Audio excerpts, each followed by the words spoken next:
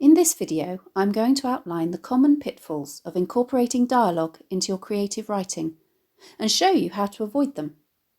I'm going to demonstrate how to set it out and punctuate it correctly. And I'm also going to show you some alternatives to the he said, she said format, which will help to make your writing more sophisticated and get it to stand out from the crowd. The creative writing task in section B of paper 1 for AQA, Edexcel and WJC English Language GCSE and section B of paper 2 for OCR English Language GCSE gives you the opportunity to produce either a descriptive or a narrative piece of writing. In my many years of marking creative writing, time and time again, I've come across pieces which have well-written descriptive passages but are let down as soon as dialogue is introduced. It can often seem wooden, clunky and unrealistic. Writing dialogue is hard. It's tricky to get it sounding authentic, and this is because the mistake is often made of reproducing the style or type of dialogue that we're used to hearing in real life. This seems to go against common sense. Why does something that we are used to hearing in real life not sound realistic when we reproduce it in a fictional work? The reason for this is that dialogue just doesn't have the same function in creative writing as it does in real life. In everyday life, we talk to one another for a variety of reasons. For example, to get information, to organise our lives and achieve certain tasks, to build connections and relationships with others. We interact with others out of politeness or because it is expected, or because there's an awkward silence that needs to be filled. There are also scripts that we follow in certain situations, for example, when we're at the supermarket checkout or when we answer the telephone. Dialogue in fiction has a completely different purpose. It either has an expositional function, i.e., it reveals information about characters or settings or events that have happened before the narrative begins that are important for understanding why things happen or why characters act in the way they do. Or it has a plot function, i.e. it moves the plot forward in one way or another, e.g. by providing the information or motivation needed for a character to carry out a particular action or for a character's relationship with another character to develop. So do make sure that your dialogue either gives the reader information about characters, settings or events, or moves the narrative forward in some way. Not only can dialogue seem unrealistic, but it is, more often than not, set out and punctuated inaccurately. In order to show you how to do this properly, I first need to introduce you to some terminology. The reported clause and the reporting clause, because I'm going to be referring to them a lot. The reported clause is the clause which includes what the speaker said, whether this is direct or indirect speech. In direct speech, this is indicated by speech marks. So in these two examples, I've had enough and go are the reported clause. In indirect speech, where we don't have speech marks, it is often, but not always, as we'll see in the second example, introduced by the word that. Here, the reported clauses are she had had enough and to go. The reporting clause is the clause which indicates who is speaking and optionally how they are speaking. In its simplest form, it includes a subject, i.e. the person doing the speaking, e.g. he or Mrs. Jones, a reporting verb, which is a verb related to speaking or communicating, e.g. said, answered or shouted, and an optional adverb, which gives an indication of how the person is speaking, e.g. angrily or playfully. So in this example, she said quietly is the reporting clause. I'm going to pin these definitions at the top of the video screen. I'll be using these terms throughout, and the similarity between reported and reporting can be quite confusing, so they'll be there for you to refer to. When punctuating dialogue, do make sure that your speech marks are in the right place. They should enclose only the words that are spoken. One way to check that they are right is to draw a circle or a speech bubble from one speech mark to the next, like so, and see which words are inside it. The reported clause and the reporting clause are treated as one unit for punctuation purposes. If your reported clause is at the beginning, a sentence that would normally be punctuated with a full stop is punctuated instead with a comma, in much the same way as you would a dependent clause in a complex sentence. If you have more than one sentence inside the speech marks, it is the one closer or closest to the reporting clause that has the comma. Punctuation marks such as question and exclamation marks remain unaltered. A note of warning. When setting out and punctuating dialogue on a computer, autocorrect is not your friend, as exclamation and question marks inside speech marks at the end of the reported clause, because they feature a full stop, will trigger the next word to be capitalised, like this. This is incorrect, so do make sure that you proofread your work very carefully to check that the first word of the reporting clause, unless it is a name, is in lower case. Remember that all punctuation relating to the reported clause belongs inside the speech marks. When the reporting clause comes first, this should be separated from the reported clause by a comma, like this, and the reported clause should be punctuated with either a full stop, a question mark, or an exclamation mark inside the speech marks, like this, and not like this.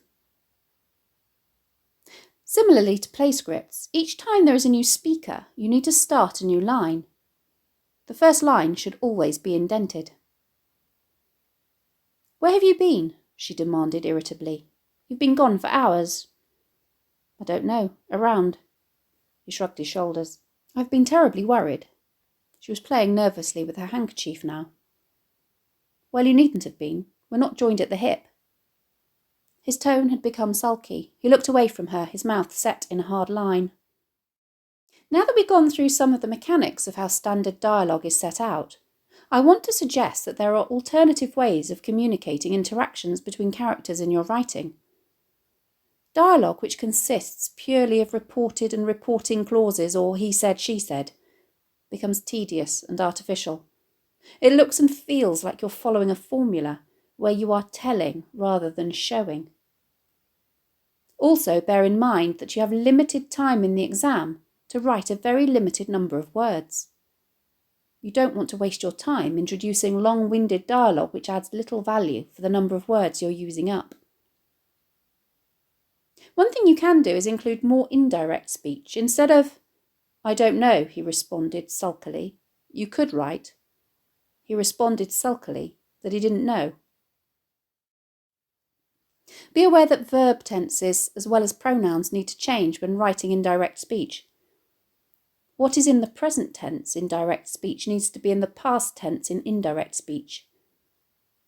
Modal verbs such as can, will, and must are tricky and often catch students out as they also need to change to could, would, and should, respectively. "I can go," she said, becomes "she said that she could go." "I will go," she said, becomes "she said that she would go." "I must go," she said, becomes "she said that she should go." Why not try dispensing with the reporting clause completely? Instead, have the reported clause as a standalone clause with another separate sentence, including an accompanying action. Let's look at an example which uses a standard subject, verb, adverb reporting clause, and then see how we can change it to make it more stylistically interesting. "Have your ring back," she said rudely, as she took it off her finger and handed it to him. This is okay, but it's a bit vanilla, and it tells rather than shows. Let's get rid of the reporting clause with its adverb rudely and have an action that communicates the same idea instead. Here. She thrust the ring at him, not even meeting his gaze. The way in which she thrusts the ring and doesn't meet his gaze shows the reader her rudeness, rather than relying on adverbs to tell us. Note that our new sentence is not a reporting clause, as it doesn't contain a reporting verb. It's a sentence in its own right, and is therefore punctuated with a capital letter, as well as a full stop. If we look at the next example, we can see that we're in danger of falling into the trap of having a tediously wooden he said, she said dialogue, with lots of adverbs telling us how people are speaking. What do you mean? She demanded irritably. I don't know, he responded sulkily. Get out and don't come back, she yelled furiously, pointing at the door. Don't worry, I won't, he muttered darkly and walked out. So why don't we completely dispense with some of the reporting and reported clauses and have the character's actions doing a lot of the talking instead? What do you mean? She demanded irritably. His shoulders twitched upwards in a sulky shrug. Furious now, she gestured towards the door. Muttering darkly, he turned on his heel and left. This still communicates everything the first example does, but it's so much more sophisticated and stylistically interesting. If the actual words that are being spoken are fundamental to your story, however, why not try, in an extended dialogue involving two characters, dispensing with the reporting clauses entirely, once you've established who is saying what? As long as you then maintain the convention that a new speaker always starts on a new line, the reader will understand the back and forth between the two. This allows the dialogue to flow.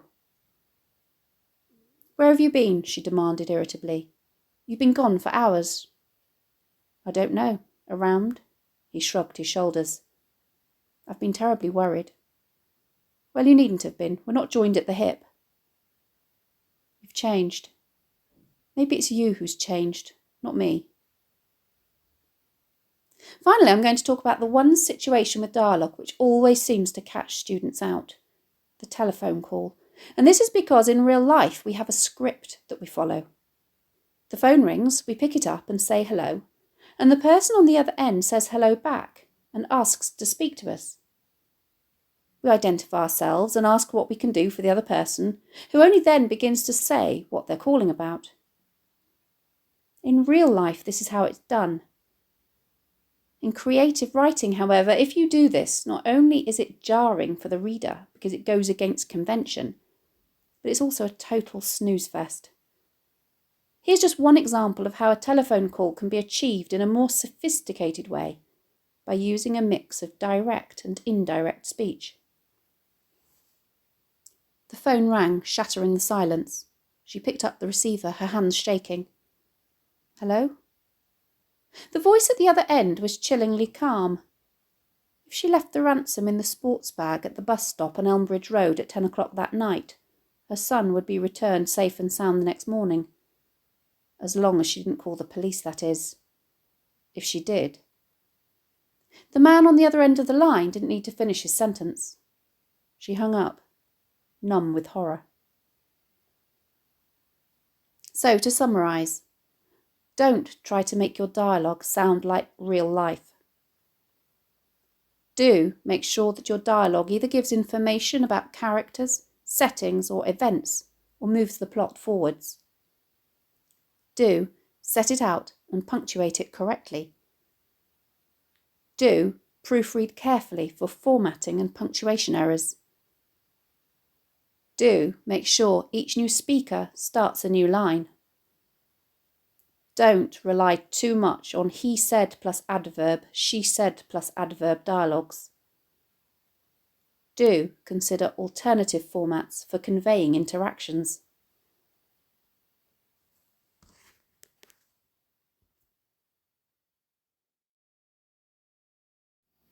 Thanks for watching.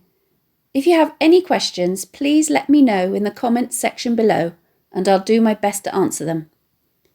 Don't forget to subscribe to my channel for more videos on English language topics and exam techniques and English literature texts.